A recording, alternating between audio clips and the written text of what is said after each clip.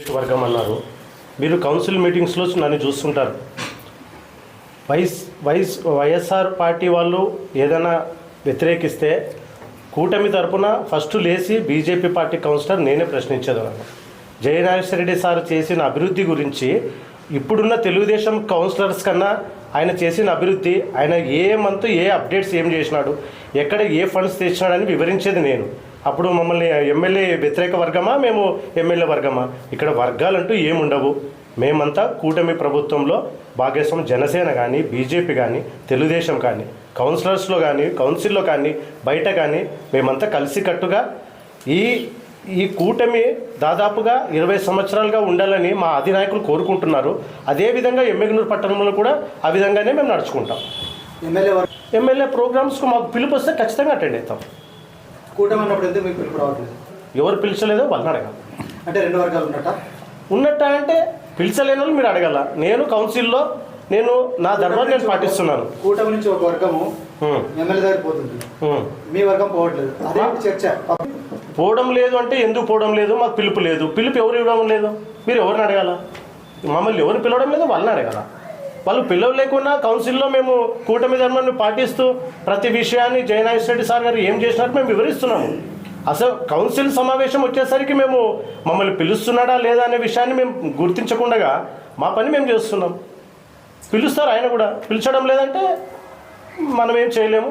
కాకపోతే పిలిస్తే పని చేయడానికి రెడీ, పిలవలేకుండా మేము చేసేది పని చేస్తాం. మాకు కూటమి కన్నా మా రాష్ట్ర అధ్యక్షులు ఒకటే చెప్తారండి, రైట్ హ్యాండ్తో భారతీయ జనతా పార్టీ జెండా పట్టుకో, లెఫ్ట్ హ్యాండ్తో కూటమి జెండా పట్టుకో అంటారు.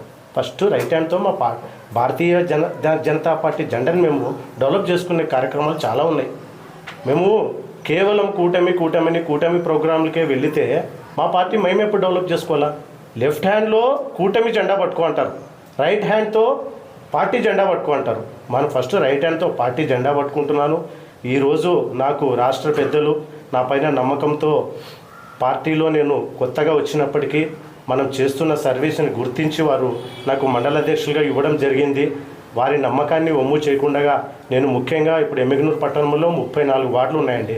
34 వార్డుల కమిటీలు, బూత్ కమిటీలు, మా పార్టీని బలోపేతం చేసుకునే కార్యక్రమానికి నేను ఫస్ట్ ప్రిఫరెన్స్ ఇస్తాను. తర్వాతే నాకు కూటమి.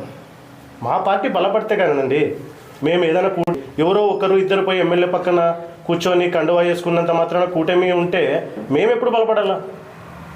మేము బలపడాలా అంటే ఫస్ట్ మా కార్యక్రమాలు మేము చేసుకోవాలా. తెలుగుదేశం కన్నా మేము ఇస్తున్న పథకాలు చాలా ఉన్నాయి. మేము చెప్పుతూ కూటమిలో చేసిన పథకాలు చెప్పాలా, వ్యక్తిగతంగా మా సొంత పథకాలు ఎక్కువ ఉన్నాయి.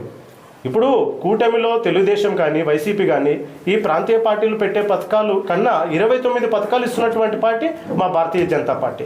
ఆ పథకాలు లబ్ధి పొందుతున్నారు. నేను మొన్న కూడా కౌన్సిల్లో చెప్పిన, దాదాపుగా పోస్టల్ స్కీమ్స్లోనే 50,000 మంది లబ్ధి పొందిన వాళ్ళు ఉన్నారు. విశ్వకర్మతో 6,000 మంది లబ్ధి పొందుతున్నారు. ఆ వర్గానికి కూడా నేను ఒకటే చెప్తున్నానండి, పార్టీ అంతర్గత